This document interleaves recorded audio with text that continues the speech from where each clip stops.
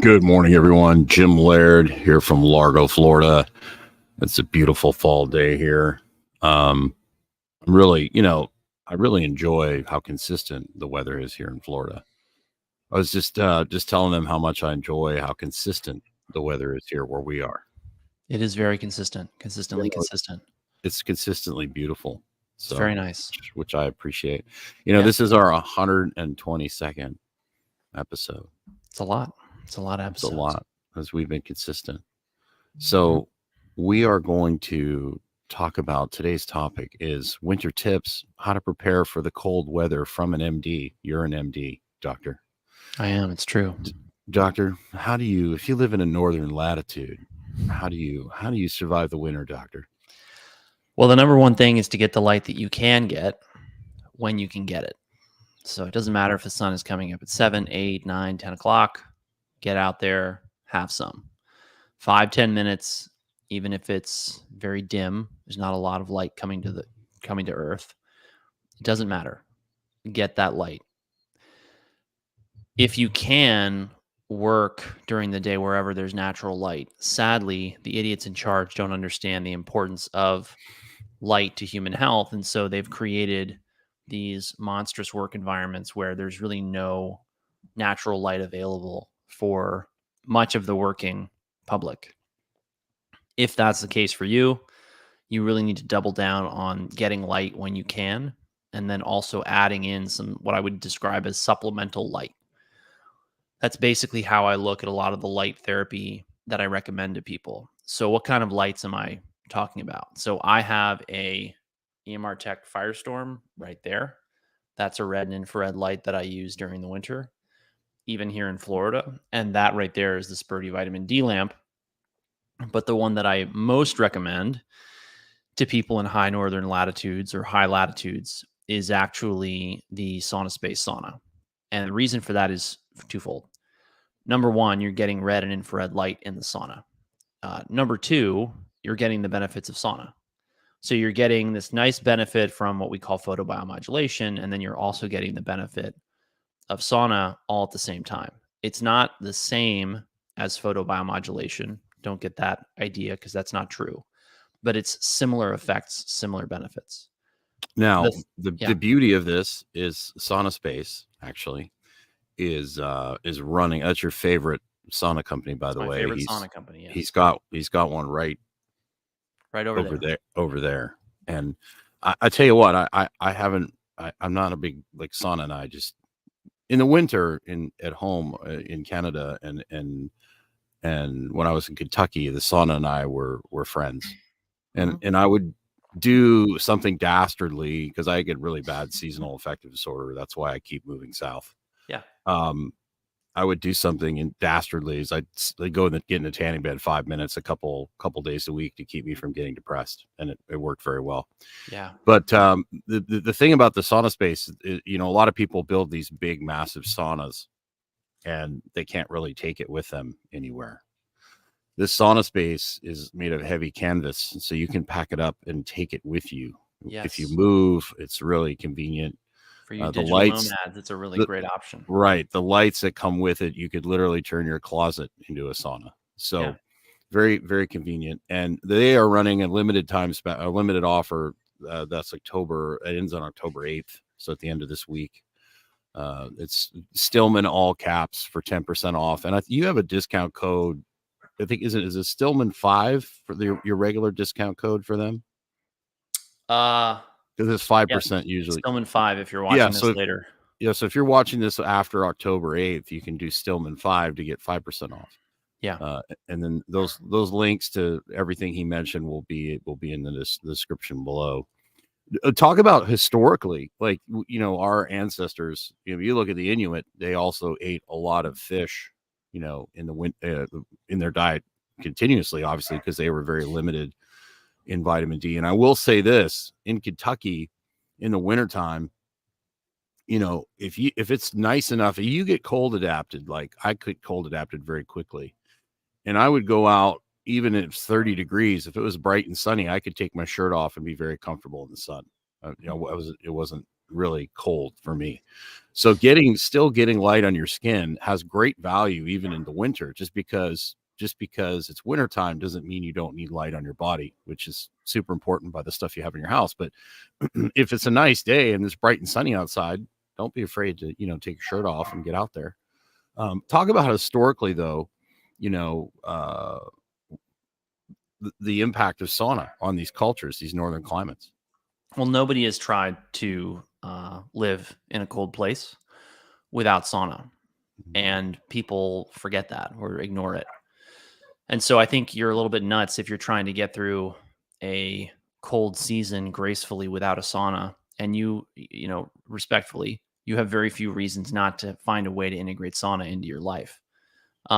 There's some instances where people I've met, they really, it's tough for them to find a way, but you can use saunas. I've heard at co-working spaces, you can use saunas at gyms.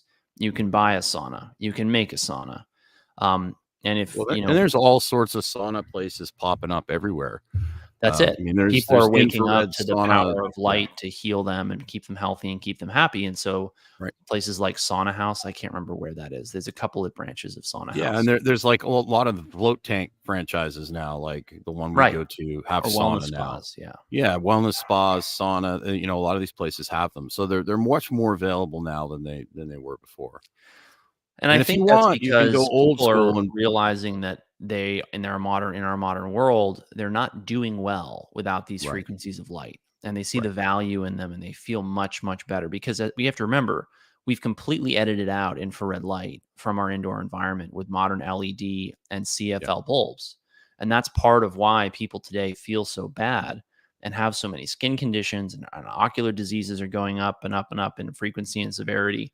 So that's part of why this is all taking off. But the thing I say to people about sauna is the more you hate the cold, the more you need the sauna. So like Jim, as you go back to what he was saying about why he doesn't really like the sauna, he doesn't like the sauna because he's built like a fire hydrant. And that means he retains a lot of heat.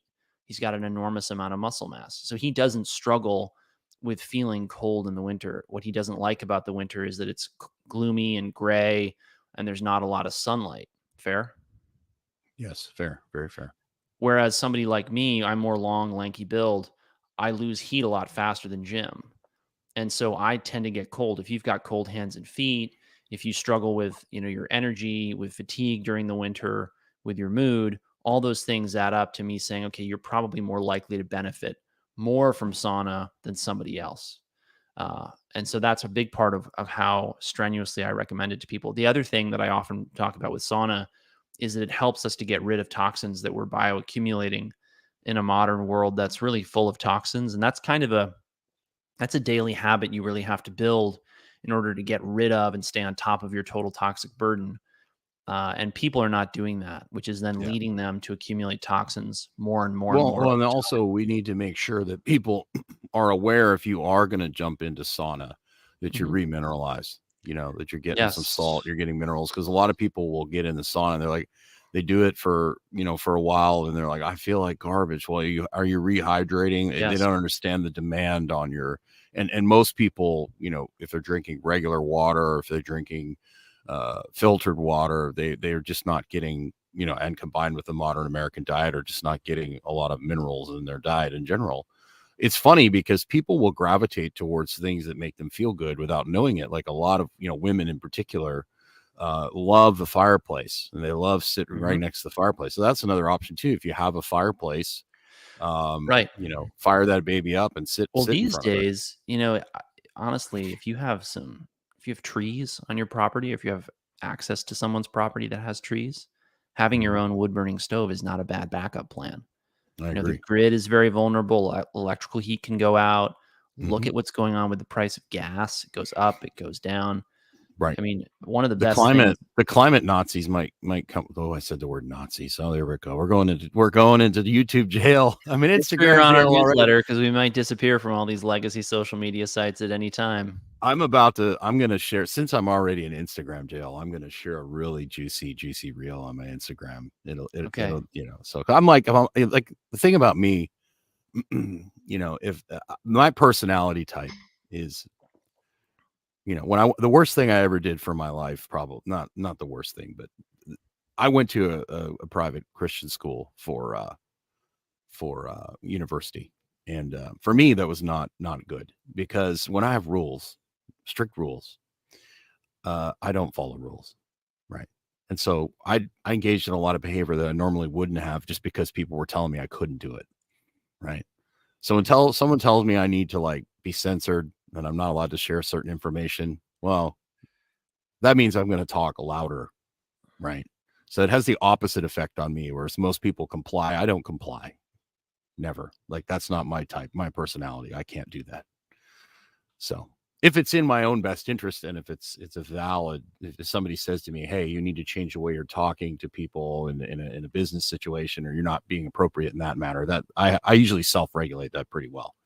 I'm pretty good at knowing how to talk to like an 80-year-old grandma versus somebody who's getting ready to go to the buds. Right. I have the ability to switch the way I talk. That's But basic underwater demolition training for those of you who are not in the know of what buds is. Yeah. So, and it's very extreme, and there's a lot of psychological abuse that goes into that. So if you're getting someone ready for something like that, you have to like kind of mess with their head a little bit to help them get ready for that. So there might be some ways that you would talk to them that would be inappropriate for talking to an 80-year-old grandmother of 2, right? So you have to be able to auto regulate that stuff, which I'm usually pretty good at. Sometimes I slip up a little bit like normal humans, but if some body or governing body tells me I can't do something, well, it's just game over. I just can't help myself. But back to getting ready for the winter. One thing that I see people fighting is their natural impulse to shift what they're eating in the winter. So it's normal for you to crave more purine-rich foods in the winter. That means red meats, seafood, things like beans. There's a reason we like chilies and stews and pot roasts and roasts in the winter. It's because your body wants that kind of food. You look at it, when you really heat something, you're essentially putting infrared light into that food. It's not quite that simple, because heat can be conveyed in many different ways, but that's the basic idea. And that means the colder you are and the more you're craving warm food, the more important it is for you to eat that. I One see thing that we've all the forgotten about. time in people uh, not following their instinct and trying to do something that some influencer told them to do. Right. So a raw vegan diet in Minnesota in December, really, I just don't see it ending well. You need to No. be in a warmer latitude for that to work. And that's Yes. because of these effects of light on biology. Yeah, that would be an equator strategy. And even Yeah. then, you probably want to get a little bit of fish in to make yourself feel a little bit better. Yeah. Well, yeah. Right. One of the superfoods, probably the super survival food that has been forgotten about because of our modern convenience, is pemmican, which is basically really dried meat ground into a powder, mixed with tallow and some berries, dried berries. And that stuff, if you can look it up on YouTube on how to make it. I mean, that stuff has like a 20 or 30-year shelf life without refrigeration. It's absolutely nuts. And that's how the Native Americans or indigenous cultures, whatever politically correct term you want to use, survived in the winter for the Inuit, all the indigenous tribes, and up until in World War I, that was the main meal replacement. And then they switched over to like other things, but what meal replacement for who? The army, the military used pemmican for forever because what do it's you just think? Is it better than MREs? Oh yeah, I mean it's nature's MRE, right? So I mean it's like if you need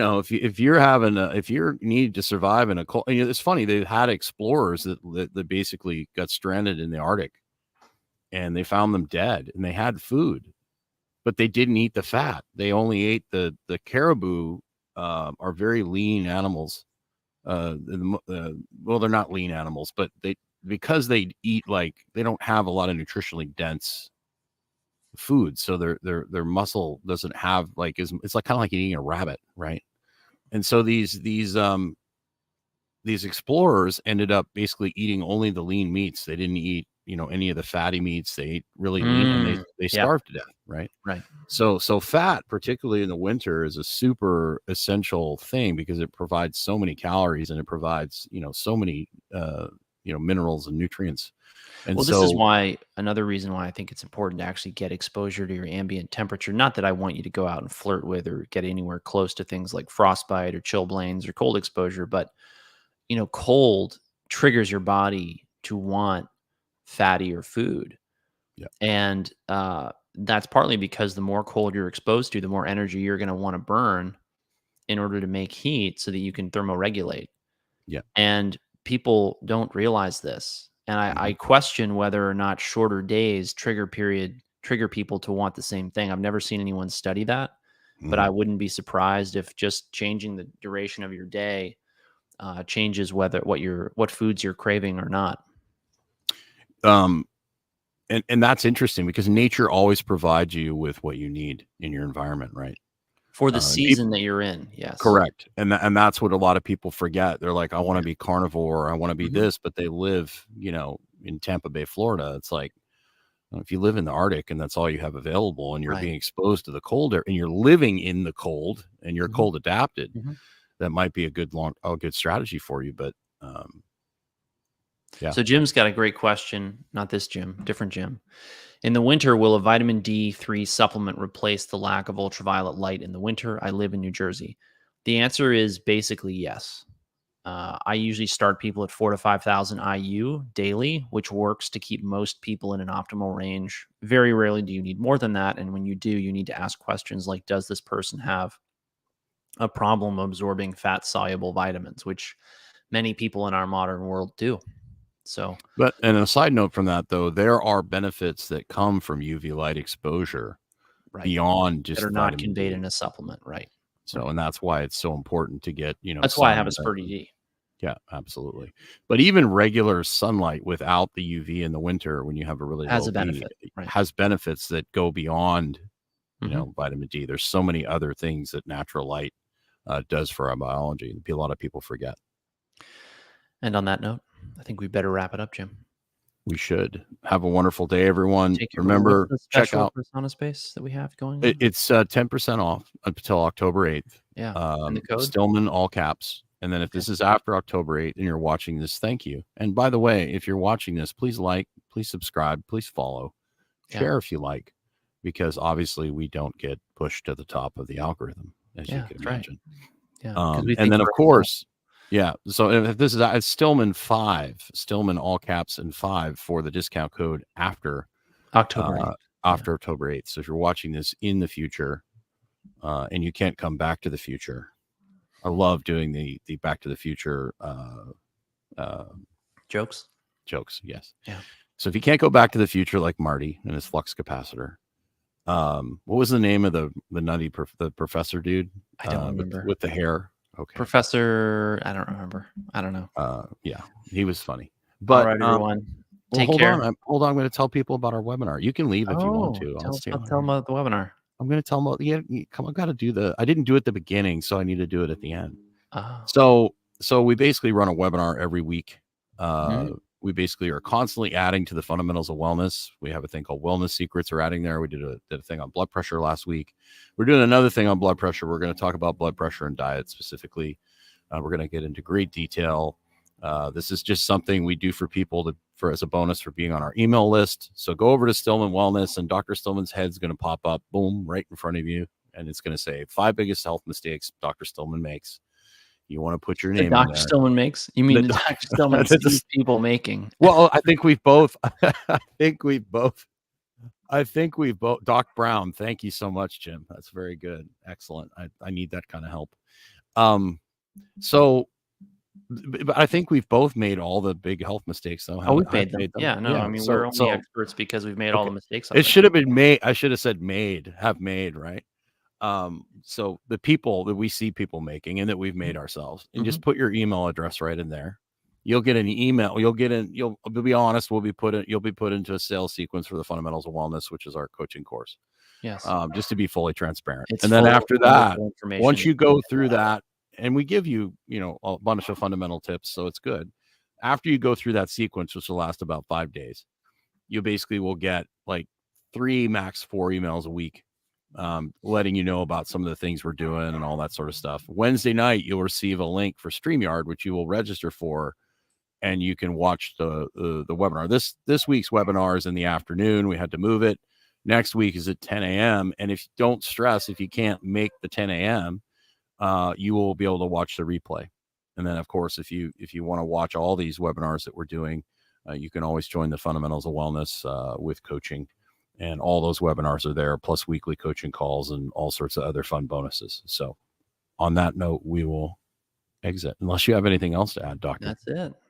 Thanks, everyone, for watching. Take care. Have a great day. All right. Take care, everyone. Get outside.